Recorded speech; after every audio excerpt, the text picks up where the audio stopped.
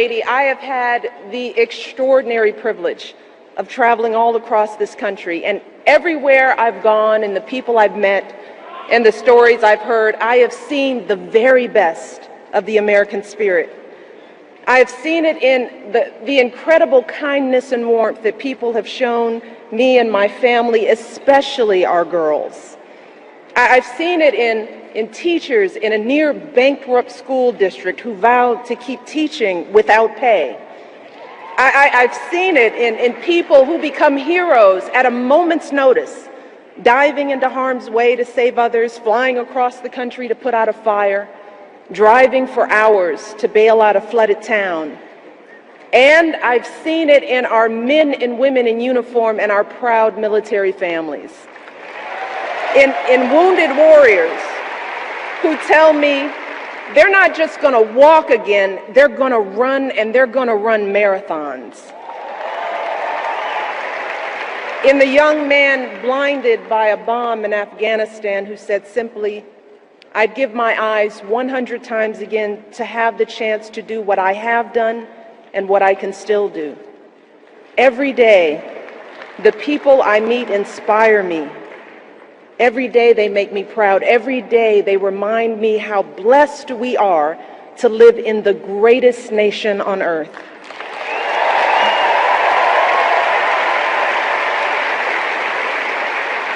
Serving as your First Lady is an honor and a privilege. But back when we first came together 4 years ago, I still had some concerns about this journey we'd begun. While I believed deeply in my husband's vision for this country, and I was certain he would make an extraordinary president, like any mother, I was worried about what it would mean for our girls if he got that chance. Now, how will we keep them grounded under the glare of the national spotlight? How would they feel being uprooted from their school, their friends, and the only home they'd ever known? See, our life before moving to Washington was filled with simple joys. Saturdays at soccer games, Sundays at grandma's house, and a date night for Barack and me was either dinner or movie, because as an exhausted mom, I couldn't stay awake for both.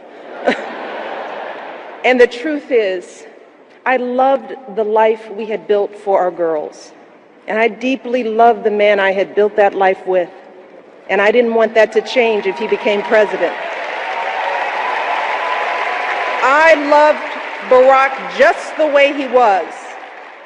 You see, even back then, when Barack was a senator and a presidential candidate, to me, he was still the guy who picked me up for our dates in a car that was so rusted out, I could actually see the pavement going by in a hole in the passenger side door. He was the guy whose proudest possession was a coffee table he found in a dumpster, and whose only pair of decent shoes was a half size too small. But see, when Barack started telling me about his family, see, now that's when I knew I had found a kindred spirit, someone whose values and upbringing were so much like mine. You see, Barack and I were both raised by families who didn't have much in the way of money or material possessions, but who had given us something far more valuable: their unconditional love, their unflinching sacrifice, and the chance to go places they had never imagined for themselves. My father was a pump operator at the city water plant, and he was diagnosed with multiple sclerosis when my brother and I were young. And even as a kid, I knew there were plenty of days when he was in pain. And I knew there were plenty of mornings when it was a struggle for him to simply get out of bed. But every morning, I watched my father wake up with a smile, grab his walker, prop himself up against the bathroom sink, and slowly shave and button his uniform. And when he returned home after a long day's work, my brother and I would stand at the top of the stairs of our little apartment, patiently waiting to greet him, watching as he reached down to lift one leg and then the other to slowly climb his way into our arms.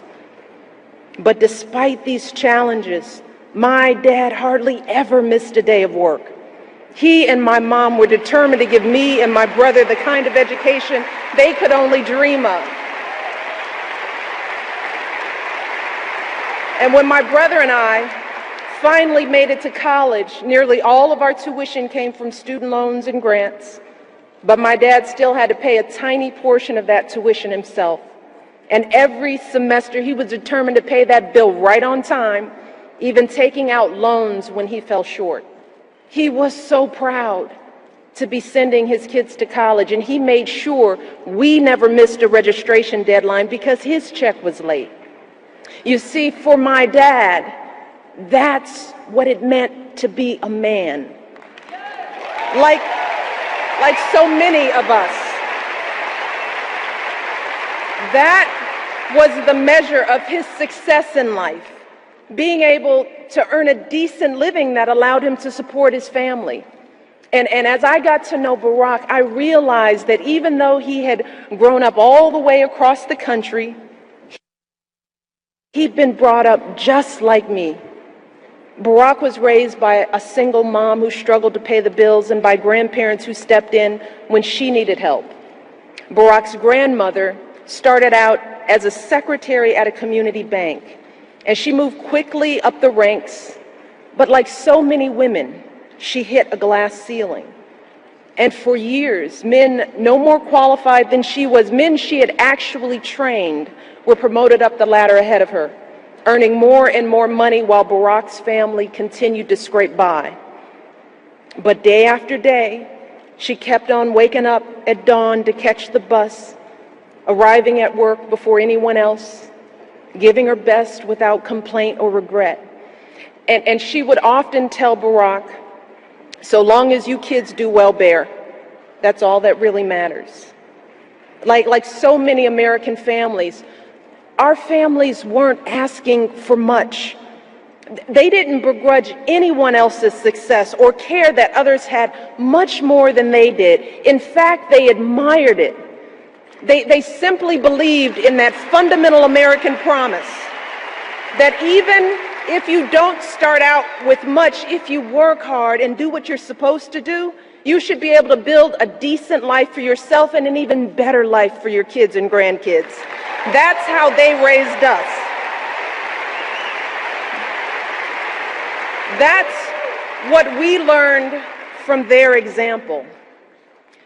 We learned about dignity and decency, that how hard you work matters more than how much you make, that helping others means more than just getting ahead yourself. We learned about honesty and integrity, that the truth matters, that you don't take shortcuts or play by your own set of rules. And success doesn't count unless you earn it fair and square. We learned about gratitude and humility, that so many people had a hand in our success, from the teachers who inspired us to the janitors who kept our school clean. And we were taught to value everyone's contribution and treat everyone with respect. Those are the values that Barack and I and so many of you are trying to pass on to our own children. That's who we are. And standing before you 4 years ago, I knew that I didn't want any of that to change if Barack became president. Well, today, after so many struggles and triumphs and moments that have tested my husband in ways I never could have imagined, I have seen firsthand that being president doesn't change who you are. No, it reveals who you are.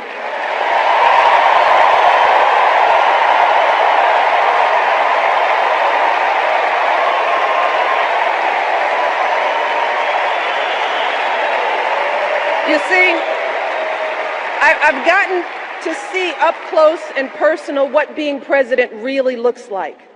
And I've seen how the issues that come across a president's desk are always the hard ones. You know, the problems where no amount of data or numbers will get you to the right answer. The judgment calls where the stakes are so high and there is no margin for error. And as president, you're going to get all kinds of advice from all kinds of people. But at the end of the day, when it comes time to make that decision as president, all you have to guide you are your values and your vision and the life experiences that make you who you are.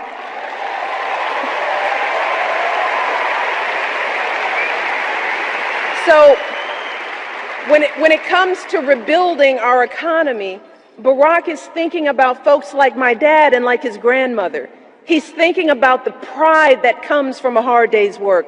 That's why he signed the Lilly Ledbetter Fair Pay Act, to help women get equal pay for equal work.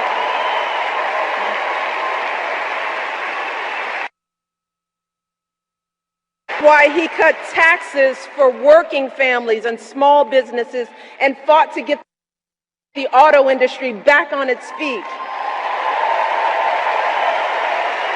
That's how he brought our economy from the brink of collapse to creating jobs again, jobs you can raise a family on, good jobs, right here in the United States of America.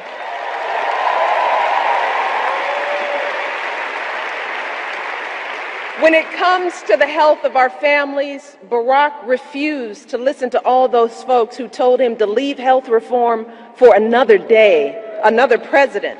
He didn't care whether it was the easy thing to do politically. No, that's not how he was raised. He cared that it was the right thing to do.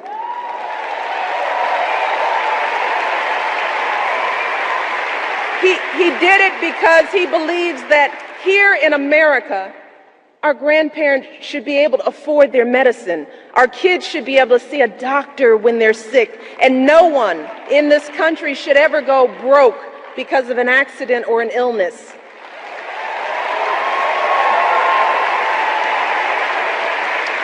And he believes that women are more than capable of making our own choices about our bodies and our health care. That's what my husband stands for.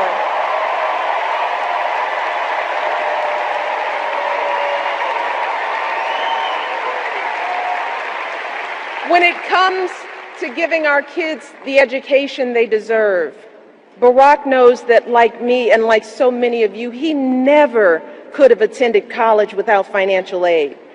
And believe it or not, when we were first married, our combined monthly student loan bill was actually higher than our mortgage.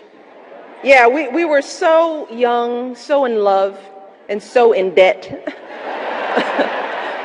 And that's why Barack has fought so hard to increase student aid and keep interest rates down, because he wants every young person to fulfill their promise and be able to attend college without a mountain of debt. So in the end, for Barack, these issues aren't political. They're personal, because Barack knows what it means when a family struggles. He knows what it means to want something more for your kids and grandkids. Barack knows the American dream because he's lived it. And he wants everyone in this country, everyone, to have the same opportunity, no matter who we are or where we're from or what we look like or who we love.